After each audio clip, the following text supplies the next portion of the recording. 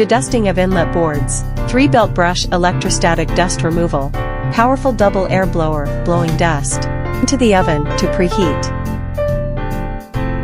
After passing through the sticky dust roller into the board corona machine, increase the adhesion of glue to the board, using high frequency and high voltage corona discharge on the surface of treated boards.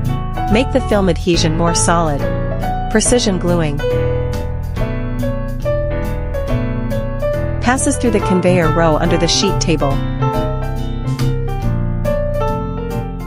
Manual alignment of edges.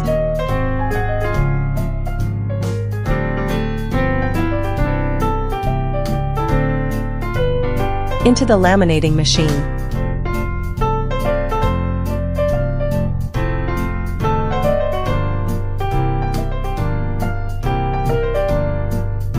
Finish the board.